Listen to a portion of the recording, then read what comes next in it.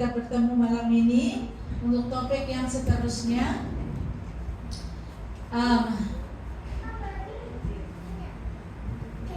Bagaimana membantu anak Anda patuh dengan cara menyenangkan. Mari kita berdoa dulu. Bapa di surga, sertai kami ya Tuhan untuk pelajaran yang seterusnya. Bantu kami untuk mengerti dan memahami. Dan biarlah kami diberikan ketenangan, anak-anak ini juga semua diberikan ketenangan, supaya dengan mudah kami dapat menerima setiap pelajaran. Terima kasih Bapak. Dalam nama Yesus kami serahkan doa. Amin. Oke. Kalau beberapa hari yang lalu kita bercerita mengenai hubungan suami istri ataupun beberapa perkara yang lain mengenai kesehatan juga. Hari ini kita belajar mengenai bagaimana kita mau bantu anak kita supaya mereka ini patuh dengan apa yang kita beri arahan kepada anak-anak. Dan dengan mana cara yang menyenangkan, dia katakan di sini. Oke, mari kita lihat.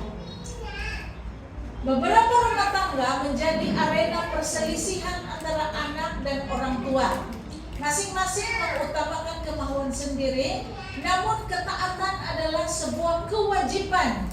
Seperti nasihat Rasul Paulus kepada jemaatnya di Efesus, yaitu dalam Efesus 6 ayat 1 dan 2. Hai anak-anak, nah hari ini anak-anak kena dengar. Hai anak-anak, taatilah orang tuamu dalam Tuhan, karena haruslah demikian. Hormatilah ayahmu dan ibumu. Ini adalah satu perintah yang penting, seperti yang dinyatakan dari janji itu. Nah, siapa anak-anak sini? Angkat tangan. Saya pun anak juga. Oke. So, kata anak-anak, hormati ayah kamu, hormati ibu kamu. Oke. Dan ini adalah satu perintah. Apa maksudnya perintah? Ini adalah perintah kepada kita semua. Kita teruskan. Namun meskipun seorang anak itu wajib untuk taat, orang tua bertanggung jawab mencipta suasana ketaatan. Sekali lagi seperti nasihat Rasul Paulus dalam Kolose, hai bapak-bapak, janganlah sakiti hati anakmu supaya jangan tawar hatinya. Nah, kita selalu beri arahan. Saya tahu bahwa kita membesarkan anak-anak dari kecil, kita selalu mohon supaya anak-anak kita taat. Taat itu menurut, ikut apa yang kita arahkan. Tetapi ada kalanya anak-anak kita jadi sakit hati, ataupun mereka jadi tawar hati sebab mereka mungkin dimarahi depan orang ataupun apa saja. Oke? Tetapi diberitahu dalam Alkitab, pertama sekali disebut Bapa. Dia kata, sebab bagi saya orang yang paling ditakuti dalam rumah adalah Bapa. Bukan takut kenapa? Kita akan belajar sebentar lagi nanti. Sebab dia pegang authority di dalam rumah. Oke, dialah pemimpin, dialah kepala. Semalam kita tahu, suami itu adalah kepala. Dia adalah ketua dalam keluarga. Jadi anak-anak harus dengar bapak apa yang bapak cakap. Anulan, bila dia cakap, mesti kena dengar. Oke, kita teruskan. Nah, ini adalah beberapa langkah untuk memotivasikan anak-anak kita. Yang pertama, sebelum anak cukup dewasa untuk berpikir sendiri, ajar anak-anak ini untuk patuh. Nah, ada ibu bapak yang cakap, kasih biarlah itu, dia masih kecil lagi, dia belum tahu lagi apa-apa, tunggu dia besar sedikit, dia pahamlah itu. Nah, ini salah. Saya bersyukur pada waktu saya berada di masa belajar, saya ambil early childhood education. Ini yang saya ambil. Dan ketika saya belajar ini, saya dapati bahwa konsep ini salah. Sebenarnya anak itu Walaupun dia masih kecil atau dia masih bayi, dia sudah tahu, dia sudah mengerti beberapa perkara, beberapa hal. Sebab itu, mendidik anak ini bukan sudah lahir. Mendidik anak harus dari kandungan lagi. Dari sini saya pelajari, saya punya pensyarah kata, anak sulung saya ajar waktu sudah lahir. Tapi anak kedua saya ajar dia dari kandungan lagi. Sebab itu, kalau kamu tengok, kalau orang Israel, orang Ibrani, orang Jewish, mereka pada waktu mengandung, inilah masa mereka paling aktif. Kenapa? Mereka belajar musik, mereka belajar matematik, mereka belajar apa? Ibu dia aktif buat itu. Kenapa? Sebab mau anak itu belajar dari kandungan lagi, dari rahim lagi diajar sudah. Dan pensyarah saya kata ada perbezaan. Satu, anak saya yang sulung itu ada beza dengan anak yang kedua.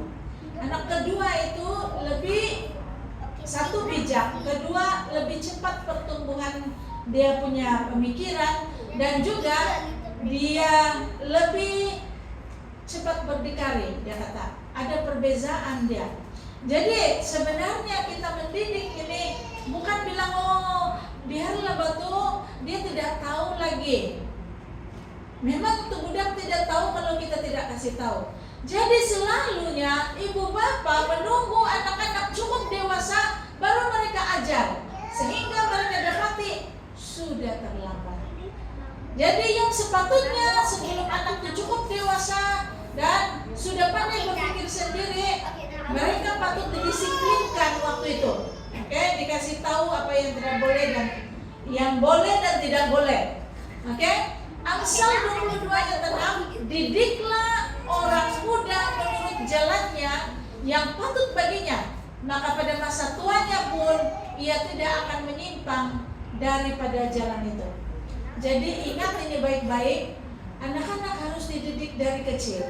Dari bayi lagi kita sudah mulai bercakap. Ada orang bilang itu baby tidak paham itu. Tidak, baby boleh paham. Kamu tahu umur anak dari kandungan sampai umur 5 tahun adalah masa yang paling cepat menerima maklumat. Sebab dia punya otak masih lagi senang untuk menerima. Kalau kamu didik, kamu ajar anak bahasa, anak itu boleh ambil sampai 8 bahasa. Kalau kamu ajar waktu dari kecil lagi, dia boleh kuasai sampai 8 bahasa.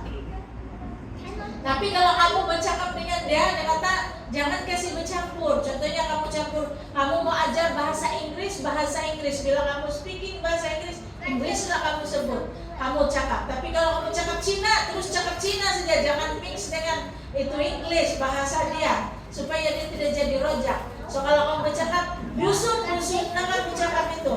So meaning bila kamu mengajar dia, oke, kita cakap dusun, dia cakap dusun terus. Dengan English.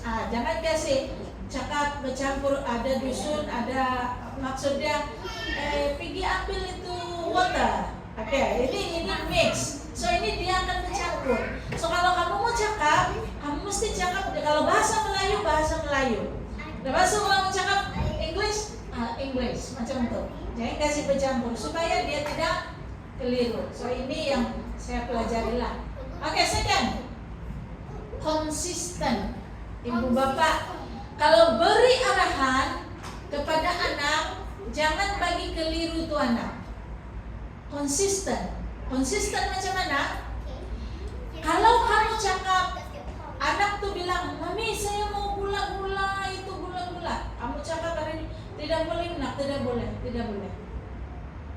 Tapi sebab itu anak menangis. Akhirnya kamu sudah penat mau dengar, kamu kasih ambil. Ataupun itu ibu kata tidak boleh, lepas itu bapak dia bilang bagilah batu, bagilah. Saya beritahu kamu, anak ini dia akan jadi keliru.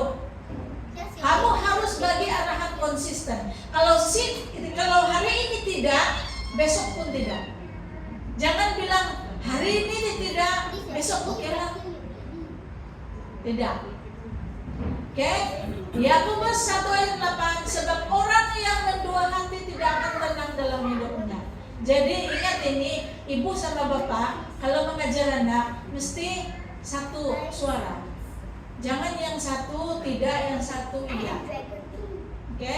Jadi arahan dia satu saja. Anak ini kalau kamu didik dia dari kecil untuk disiplin itu, maka itu yang masuk dalam pikiran dia. Oke? So konsisten bila bagian anak. Yang seterusnya, kembangkan hubungan kasih sayang. Kenapa saya kata ini? Ini kembangkan hubungan kasih sayang ini penting.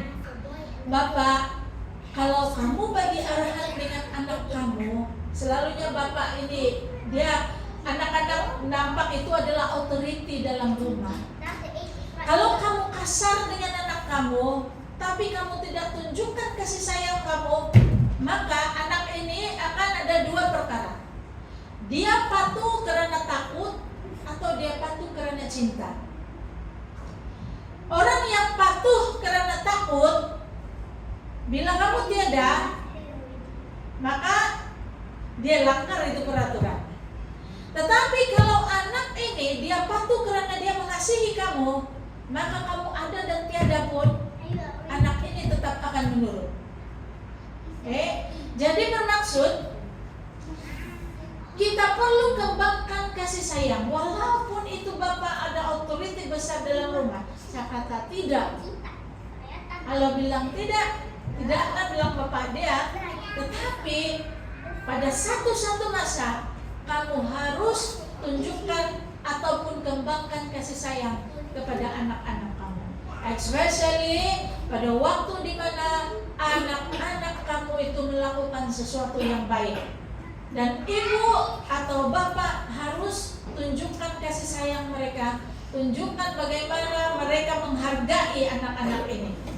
Jadi bila anak-anak ini dia tahu bahwa kamu mengasihi dia, walau kasar atau walau tegas macam mana pun, anak-anak ini tidak akan ambil hati. Sebab kenapa? Dia sudah tahu bahwa itu memang aturan dia, tapi bapak sayang saya, ada tujuan dia.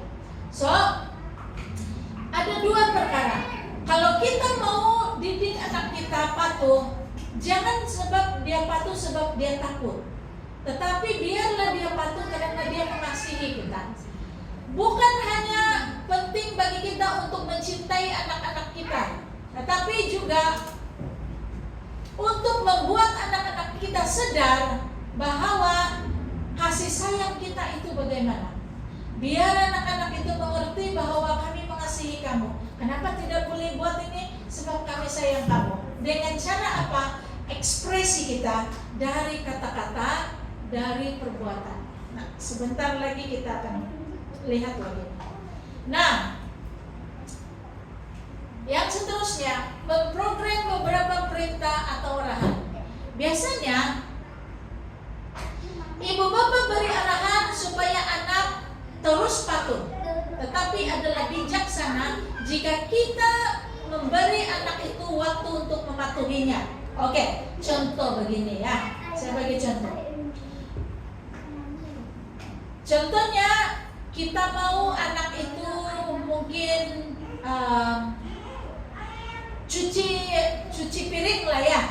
Kalau orang ada biasa yang tidak terus cuci piring kan. Ataupun saya ambillah kasih bersih tandas rumah, oke? Mungkin kamu mau suruh, Nolan, pergi cuci kamu punya tandas tuh.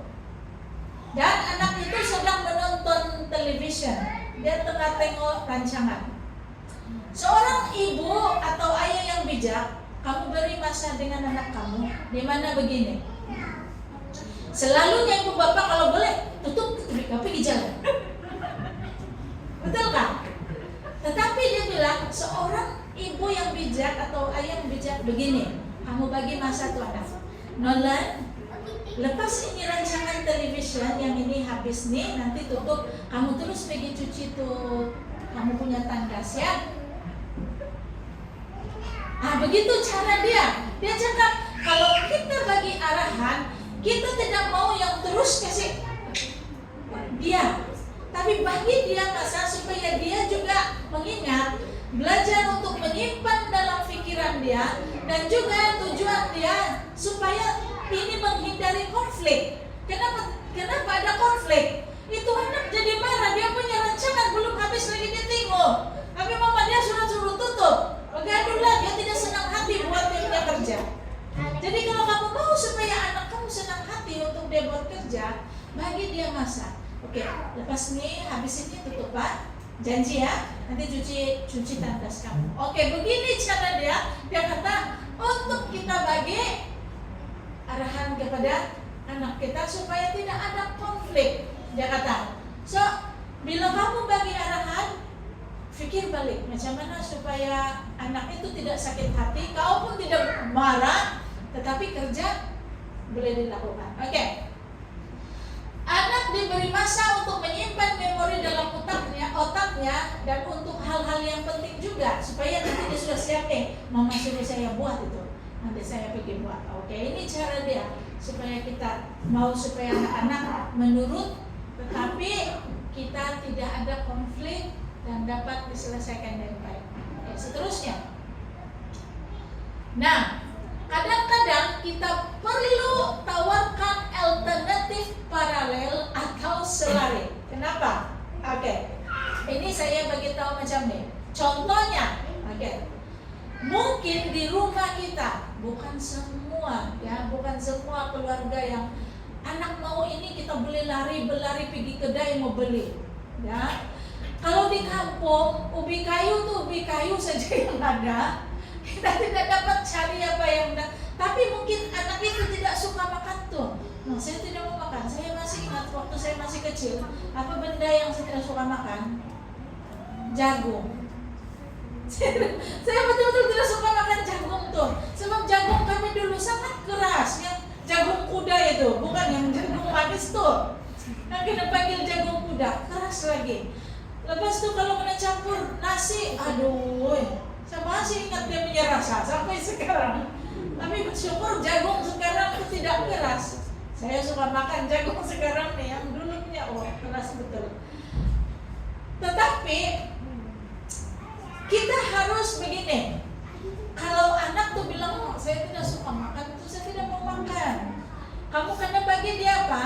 Bagi dia pilihan. Walaupun dia mengarah kepada jagung juga. Oke, let's say lah. Oke, kamu mau begini, saya bagi kamu mau jagung rebuskan, atau kamu mau jagung bakarkan, atau kamu mau apa? Kami ada satu yang boleh dibuat itu, apa kita panggil? Macam tulung puka kita bilang, apa itu? Yang jagung yang sudah dibuat kue itu kan? Mungkin kamu boleh bagi dia oleh karena dia tidak mau makan yang mungkin begitu saja, tapi mengarah kepada benda itu juga. Jangan bagi alternatif kata kau mau makan atau kau tidak mau makan. Kau tidak makan ini atau tidak makan. Jangan bagi begitu, dia kata. Kalau mau bagi anak tuh, kamu bagi oke, kita ada ini saja di rumah. Tapi kalau mami kasih rebuskan, mami mau gorengkan, atau mami mau bakar. Contoh, itu contoh dia bagi. Oke, sebab kita sudah tidak pilihan.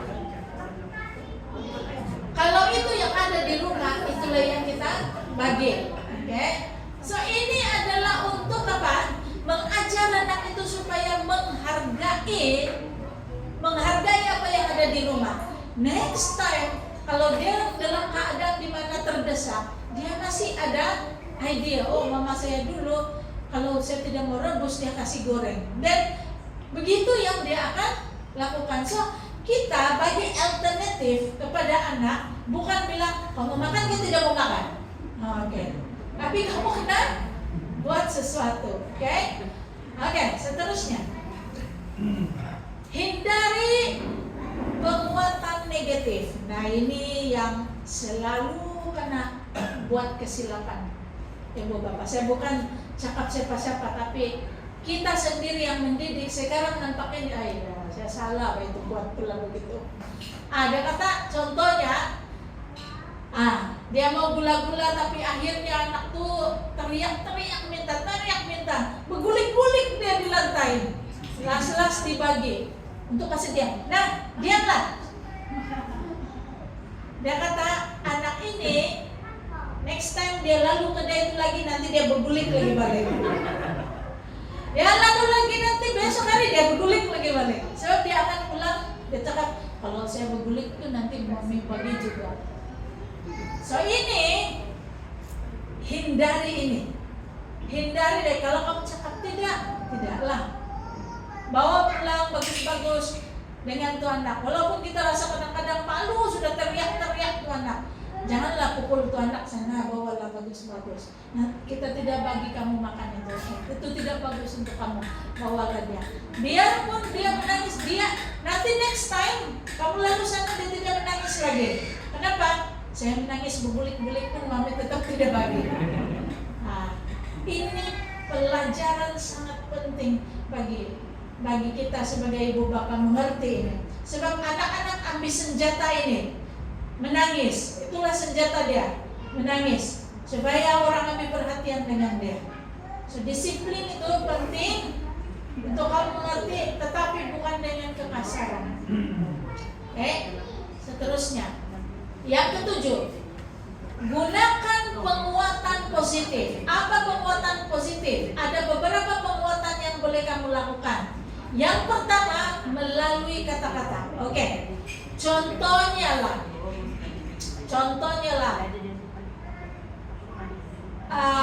Pertama kali kamu nampak anak kamu kemas dia punya tempat tidur, dia lipat dia punya selimut, dan kamu nampak dengan gemas.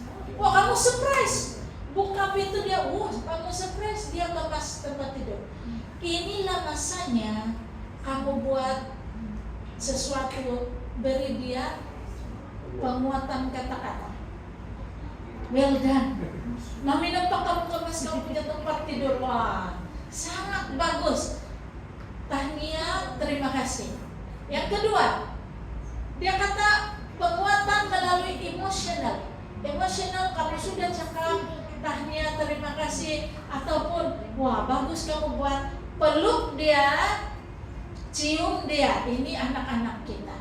Itu penguatan untuk emosional. Dia orang tersentuh. Bukan kata-kata saja. Yang seterusnya, penguatan tanda.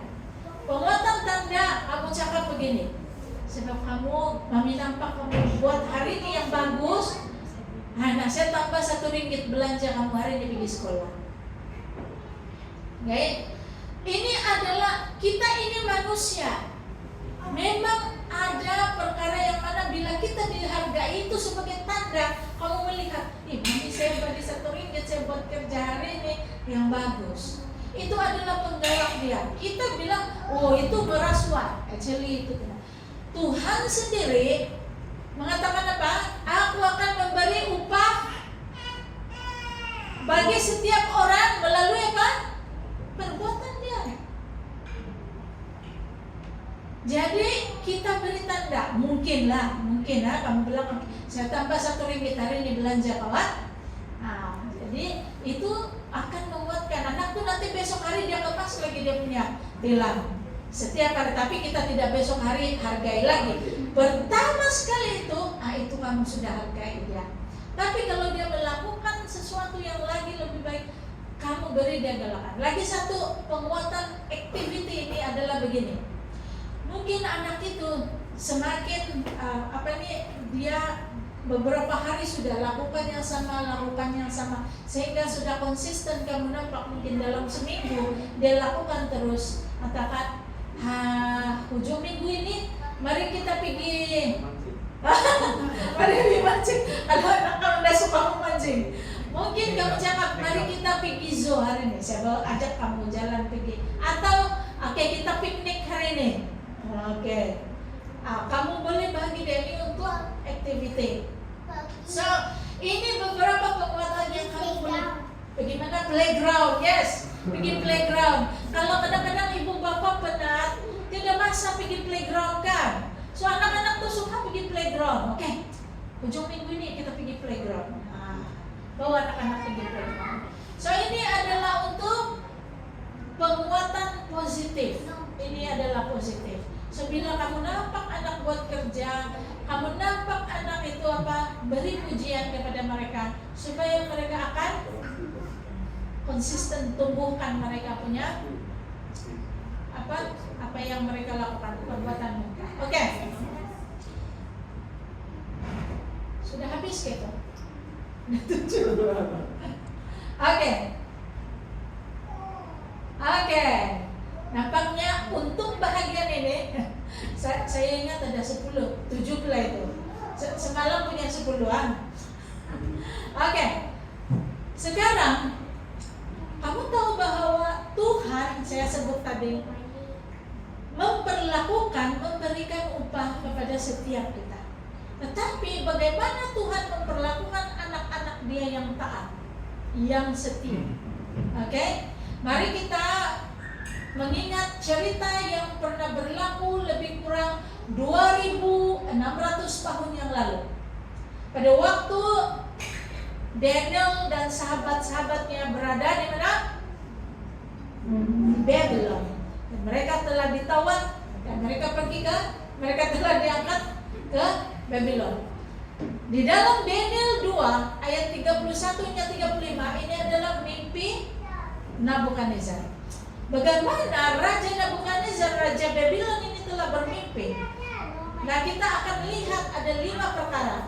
Makna mimpi itu, tindakan raja menentang, ujian yang diberikan, pembebasan, dan juga hadiah yang diberikan Tuhan, ataupun hadiah yang diberikan kepada mereka yang taat. Nah, mari kita lihat ini. Yang pertama, saya percaya kamu baca ini ya. Mungkin kalau kamu tidak baca hari ini, kamu boleh baca kemudian nanti. Di dalam Daniel 2 ayat 31 hingga 35, Raja Nabukadnezar bermimpi mengenai satu patung. Dan raja ini sebenarnya pada waktu dia mimpi, dia bangun saja, dia lupa itu mimpi, tidak tahu apa mimpi itu. Lalu tapi dia punya hati sangat susah hati. Dan dia bermimpi mengenai ini. Dan kamu tahu, mimpi ini adalah sejarah dunia. Sejarah patung ini melambangkan mengenai sejarah dunia. Yang pertama, Raja Nabukadnezar itu mimpi satu patung. Patung itu kepala dia emas, dada dia ini perak, bagian sini gangsa, bagian lutut dia besi, dan di tapak kaki dia besi dengan tanah liat. Dia bercampur. Jadi setelah melihat satu statue ini patung, tiba-tiba ada satu batu yang tidak kita boleh katakan yang tiba-tiba terbang, melayang, tidak tahu terukir dari mana, bukan buatan tangan Tuhan. Dia kata batu itu telah hentam kaki patung itu, dan patung itu musnah, jadi debu. Apabila ini Daniel dan sahabat-sahabat telah berdoa, mau tahu apa mimpi raja dan maksud dia, dan Tuhan bagi tahu kepada Daniel, emas itu adalah kerajaan Babylon, yaitu kerajaan Nabukadnezar. Yang ini adalah Medio Persia. Lepas itu Greece atau Yunani. Lepas Yunani, kerajaan Rom datang. Waktu Yesus dilahirkan, itu kerajaan Rom. Dan di tapak kaki itu adalah zaman kita sekarang, yaitu zaman di mana bercampur besi dan tanah liat. Nah, makna dia ini adalah sejarah. Tetapi Raja Nabukadnezar, bila dia tahu, saya pula yang emas itu, Saya pula yang di kepala itu emas. Dia mulai jadi bangga. Dia kata, tidak akan ada kerajaan lain yang mengganti kerajaan saya. So apa dia buat? Raja membuat satu patung. Patung itu dari kepala sampai kaki dia buat emas. Tujuan dia apa? Dia kata tidak akan ada kerajaan lain yang ganti kerajaan saya. So dari kepala sampai kaki ini semua emas. Raja kata setelah patung itu siap, semua orang dipanggil datang untuk menyembah patung ini. Dan raja memanggil untuk menyembah. Tetapi ada 3 orang-orang Ibrani, yaitu Sedrak, Mesek, Abednego. Mereka tidak tunduk kepada patung ini. Sehingga apa yang berlaku? Kamu tahu cerita dia kan? Apa yang berlaku anak-anak? Daniel dan dia punya sahabat-sahabat semua tidak menyembah patung kan? Tapi yang 3 orang ini di sana, apa yang berlaku? Mereka dibuang dalam perapian.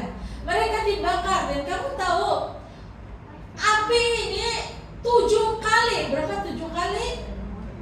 Lebih panas daripada yang biasa. Dia dibuang di sana dalam api. Sebab kenapa? Sebab tidak menyembah. Kamu tahu, raja sudah beri peluang kepada 3 orang nih. Dia kata, oke, saya bagi peluang kamu. Nanti kalau dia tiup itu balik itu trompet sama kalah atau apa-apa, kamu harus tunduk. Tetapi 3 orang nih kata apa? Raja, ketahuilah, kami tidak akan menyembah patung itu. Dan biarpun kami mati dihukum, kami tidak akan menyembah. Dia katakan. Tetapi kalau Tuhan mau lepaskan kami, dia akan lepaskan kami. Tapi kalau dia tidak lepaskan kami dari semua ini, kami ketahuilah raja, kami tidak mau menyembah patung. Nah, selesai itu mereka dibuang dalam perapian. Pada waktu dibuang ini 3 orang dibuang. Kamu tahu yang membuang mereka itu di api pun mati. Ada berapa orang tuh? 4 di dalam sana. Tapi ini 3 orang yang sebenarnya dibuang. Kamu tengok orang-orang yang pergi buang dia pun mereka yang mati. Sebab kepanasan itu sangat panas dia punya furnace itu pada pergi buang tuh. Tetapi ketika raja melihat 3 orang yang dibuang di api itu sudah jadi 4. Lalu raja kata, bukan ke-3 orang kita buang tadi? Kenapa ada 4 orang di dalam? Dan mereka tidak terbakar.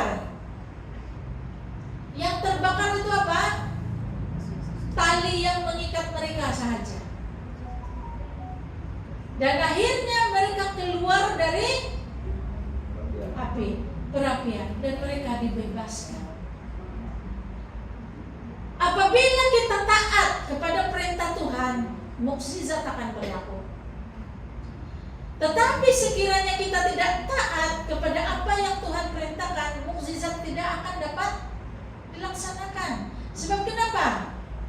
Sebab kita tidak dapat untuk melihat akan apa? Kuasa Tuhan. Kita berharap dengan kuasa Tuhan, tetapi jika kita tidak mentaati apa yang Tuhan berikan, firman yang Tuhan berikan, ataupun peraturan yang Tuhan berikan, ataupun undang-undang yang Tuhan berikan, maka kita tidak akan melihat mukjizat. Tapi karena ketaatan, maka mukjizat itu berlaku dan mereka dibebaskan. Apa yang berlaku setelah mereka keluar dari api, keluar dari perapian itu? Raja menemui mereka, dan 3 orang ini telah diangkat menjadi apa?